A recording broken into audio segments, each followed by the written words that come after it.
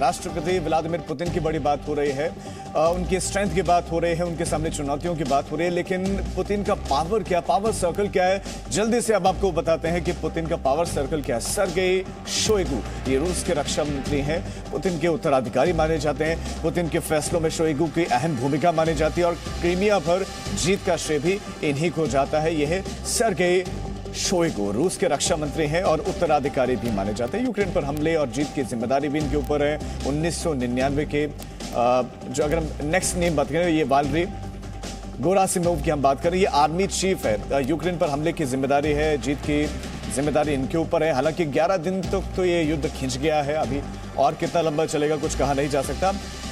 Chechnya war में अहम भूमिका इनकी रही। 1999 में जो चेचन्या वॉर रही उसमें इनकी बहुत महत्वपूर्ण भूमिका बताई जा रही है। 2012 में आर्मी चीफ ये नियुक्त हुए और अमेरिका ने प्रतिबंध इन पर लगाया। तो ये है पावर सर्कल। इसके बाद जो नेक्स्ट नेम है अगर हम उनकी बात करें तो वो है निकोलाई पात्रुशेव। ये सुरक्षा परिषद के सचिव हैं। 1970 से पुतिन के साथ हैं, 1970 से उन्हीं के साथ हैं। केजीबी में ये भी जासूस रहे, एफएसबी के ये प्रमुख रह चुके हैं, जासूस रहे और एफएसबी के प्रमुख भी रह चुके हैं। इसके साथ साथ European Union, United States of America इन पर प्रतिबंध लगा चुका है। तो रूस का जो पावर सर्कल है, देखिए अमेरिका की उन पर निगाह रहती है। इसके अलावा अलेक्जेंडर बार्टनिकोव ये खुफिया एजेंसी के प्रमुख हैं और ये पावर सर्कल है। पुतिन को पावरफुल ये लोग बनाते हैं। एफएसबी के प्रमुख हैं, दशकों से पुतिन के ये साथ है, पुतिन का साथ इन्होंने भी दशकों से छोड़ा नहीं है। केजीबी में ये भी जासूस रहे, ये भी केजीबी में जासूस रहे और यूएस ने बार्टनिकोव पर प्रतिबंध लगाया है, यूएस ने इन पर भी पाबंदी लगाई है। और पुतिन हर वक्त इनके जो इनका साथ नहीं छोड़ते हैं, ये पुतिन का साथ नहीं छोड़ते हैं, पुतिन को और पावरफुल बनाते हैं। इसके अलावा जो नेक्स्ट नेम है वो है सर्गेई नरियाश्किन का, जो कि इंटेलिजेंस सर्विस के डायरेक्टर हैं, कारोबारी हैं, राजनेता हैं, लेकिन 1990 से ये पुतिन के साथ हैं। पुतिन के फैसलों का स्वागत करते हैं, उनका समर्थन करते हैं और पुतिन इन पर बड़ा विश्वास करते हैं। पुतिन के सबसे भरोसेमंद बताए जाते हैं, पुतिन के करीबी बताए जाते हैं।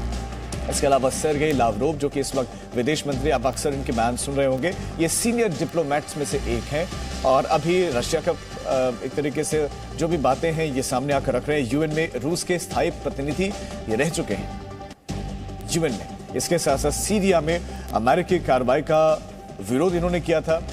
अमेरिका ने कार्रवाई की थी सीरिया पे, उसका विरोध इन्होंने किया था। ईरान, तुर्की, रूस पर यूएस के प्रतिबंधों की इन्होंने आलोचना की थी। इसके अलावा वेलेंटीना मात्वियेंको ये फेडरेशन काउंसिल के अध्यक्ष हैं, दशकों से ये भी पुतिन के साथ हैं और ये पुतिन के पावर सर्कल की एकमात्र महिला है, दशकों से पुतिन के साथ हैं। यूक्रेन पर हमले की मुहर में इनकी अहम भूमिका बताई जाती है। सेंट पीटर्सबर्ग की गवर्नर रह चुके हैं। इसके अलावा विक्टर जोलितोव ये नेशनल गार्ड के डायरेक्टर हैं और पुतिन के भरोसेमंद माने जाते हैं। पुतिन के बॉडीगार्ड ये थे साल 2000 से 2013 तक।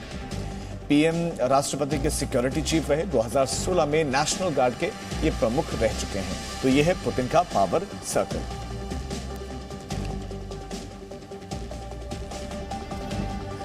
और युद्ध के बीच में हौसले की तस्वीर भी, और तस्वीर लवीब की है जो हम आपको दिखाने जा रहे हैं। यहां पर सड़कों पर एक महिला, लुइस आर्मस्ट्रांग इनका नाम बताया जा रहा है, माफ कीजिएगा, लुइस आर्मस्ट्रांग का एक मशहूर गाना ये गा रहे हैं, व्हाट अ वंडरफुल वर्ल्ड, गाने की धुन ये बजा रहे हैं। ये एक महिला है। हालात क्या है लवीब में वो आप जानते हैं, किसी से छुपे नहीं है यूक्रेन के हालात। इन हालातों में संगीत से और गीतों से, ये ऊर्जा से ओतप्रोत लोगों को कर रहे हैं। मुश्किल हालातों के बीच में थोड़ी पॉजिटिविटी, थोड़ी सकारात्मकता देने की कोशिश कर रहे हैं और इनका ये वीडियो सोशल मीडिया पर वायरल हो रहा है।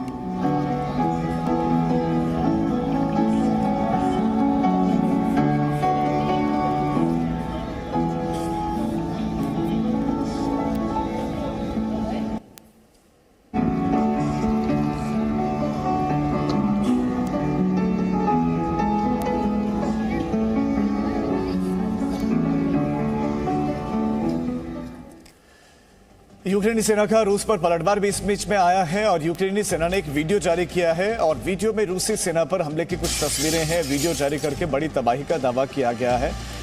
यूक्रेनी सेना ने कहा कि जो हम रूसी सेना को बड़ा नुकसान पहुंचा रहे हैं और किस तरह से लड़ी जा रही है ये लड़ाई, कौन कौन से हथियारों का इस्तेमाल हो रहा है वो आप देख सकते हैं। बाकी हम अपने एक्सपर्ट से भी चर्चा करेंगे इस सिलसिले में। ये वीडियो जो है वो जारी किया गया है यूक्रेन की तरफ से, यूक्रेनी सेना ने जारी किया। यूक्रेन तो लगातार दावा कर रहा है कि हमने उनके हजारों सैनिकों को अब तक मार गिराया है, उनके कुछ पायलट्स को हमने जो है पकड़ लिया है, इसके साथ साथ उनके जो टैंक है, के जो हेलीकॉप्टर्स हैं, उनके एयरक्राफ्ट है, सबको अब नुकसान पहुंचा रहा है। कैसे लड़ाई लड़ी जा रही है और सेना के साथ साथ अब आम लोगों से भी अपील की जा रही है वहां पर कि वो भी आए हथियार उठाएं।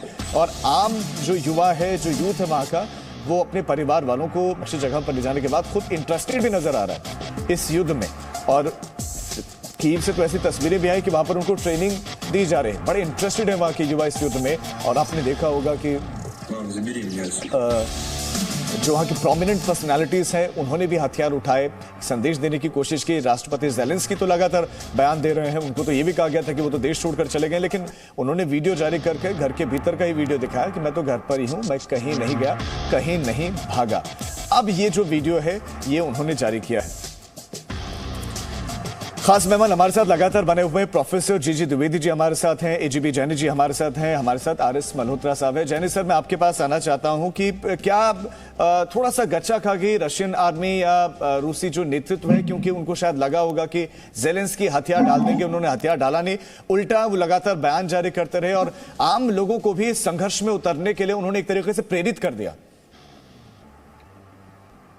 हाँ, देखिए राजीव, ये तो सब वेस्टर्न इंटेलिजेंस एजेंसीज और वेस्टर्न डिफेंस एस्टैब्लिशमेंट ने ज़ेलेंस्की को बंबू पे चढ़ा दिया है। उसकी खुद की क्षमता चाहे कितनी भी होगी जरूर थोड़ी बहुत, आखिर यूक्रेन कोई इतना छोटा मोटा देश नहीं है, एक बहुत बड़ा एग्रीकल्चरल इकोनॉमी है, बहुत बड़ा इंडस्ट्रियल इकोनॉमी है। मेरे को सौभाग्य रहा है जिंदगी में यूक्रेन जाके देखने का।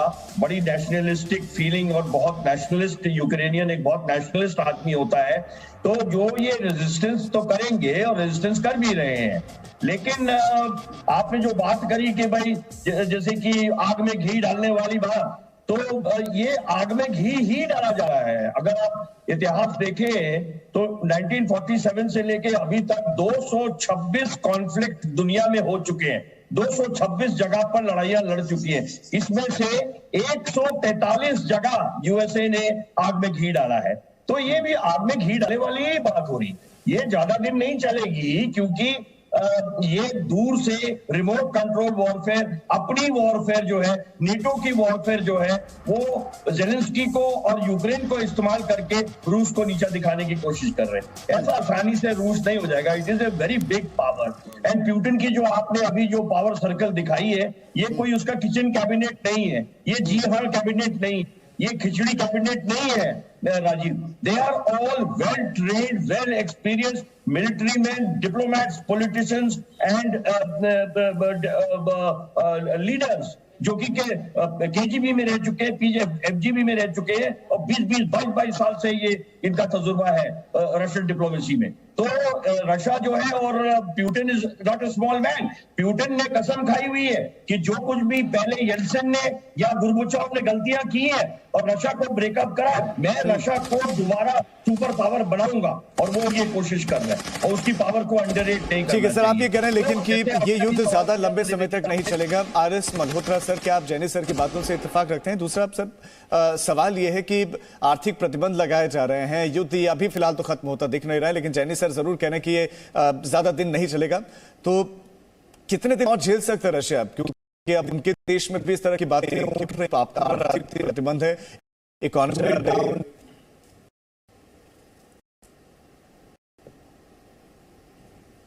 मल्होत्रा सर,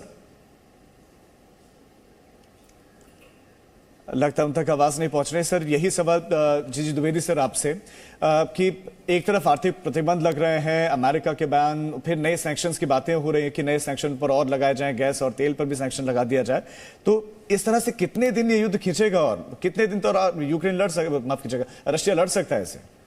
देखो राजीव, आजकल के युग में जो है हम इसको हाइब्रिड वॉरफेयर बोलते हैं, यानी कि युद्ध जो है कई लेवल पर लड़ा जाता है। और एक तो ज़मीन की लड़ाई है, दूसरे इकोनॉमिक प्रतिबंध लगे हुए हैं, साथ ही साथ साइकोलॉजिकल वॉरफेयर चल रहा है, साइबर वॉरफेयर चल रहा है, तो ये कई पहलुओं से लड़ा जाता है। मैं सोचता हूँ कि ये युद्ध जो है लंबा चलेगा। क्यों? देखो, यूक्रेन चाहे उनके पीछे नेटो है, उनको लड़ा रहे हैं, पर देखो अपने देश के लिए वो लड़ भी रहे हैं। उनके पास दो ही विकल्प थे, या तो लड़े या आत्मसमर्पण कर दें।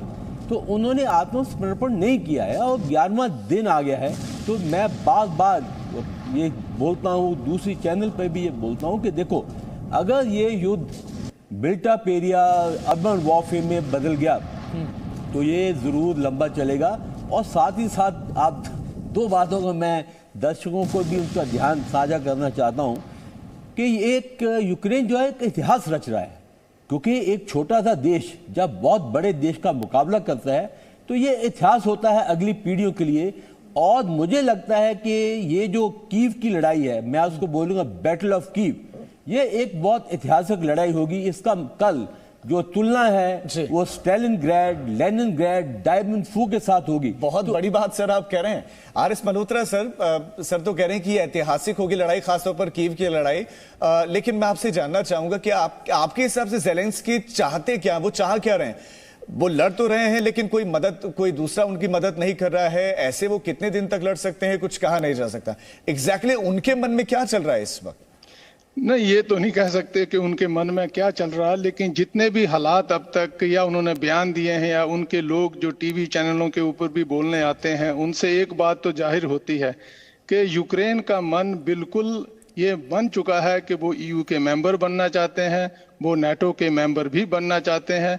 और अगर आप इस चीज़ को ध्यान में रखें कि वो नाटो के मेंबर बनना भी चाहते हैं, तो इस रूप में तो पुतिन ने ठीक ही किया कि उनको लगा कि अगर ये नाटो के मेंबर बनते हैं तो उनकी सुरक्षा को एकदम खतरा हो जाएगा। तो या देयर इज ए रीज़न है इसका कि पुतिन ने उनके ऊपर हमला ही कर दिया, जो कि जिस रूप में फिर रशिया के ऊपर अब पूरी डिप्लोमेटिक कम्युनिटी भी अगेंस्ट हो गई है। तो एक बहुत बड़ा रिस्क लिया उन्होंने, लेकिन रिस्क लिया इसीलिए है कि यूक्रेन जो है वो इस रास्ते पे चल पड़ा है कि वो नाटो ज्वाइन करना चाहता है। ठीक है सर, आप बता रहे हैं कि यूक्रेन बिल्कुल एक तरफ आगे बढ़ चुका है, वो नेटो का हिस्सा बनना चाहता है, वो यूरोपियन यूनियन का हिस्सा बनना चाहता है। लेकिन इस बीच में बड़ी खबर ये है, रूस का एक और शहर पर कब्जे का दावा है। रूस ने दावा किया कि उसने एक और शहर पर अपना कब्जा कर लिया है और यूक्रेन के शास्तिया शहर पर कब्जा, उसने वीडियो जारी कर दिया है। रूस ने शास्तिया शहर पर हमले के बाद कब्जा कर लिया। उसका दावा है कि अब शहर पर नियंत्रण उसका है, शहर पर कब्जा उसका है। तो बड़ी खबर आपको दे रहे हैं, कीव से इतर जो अन्य शहर है धीरे धीरे कब्जा करता जा रहा है। और जो बर्बादी का मंजर है, तस्वीरें चीख रही हैं, चिल्ला रहे हैं, बता रहे हैं कि वहां पर क्या हुआ है, कितनी दुर्दशा हुई है इस शहर की। ये हरा भरा शहर, व्यस्तम शहर, लोग काम पर जाते थे लेकिन आज सिर्फ खंडहर। इन मकानों में कभी कोई रहा करता था लेकिन अब सब कुछ तहस नहस हो चुका है और इसी शास्त्रीय शहर पर अब रूस का कब्जा है। Presenting B News app available on Google Play and App Store. Download it now.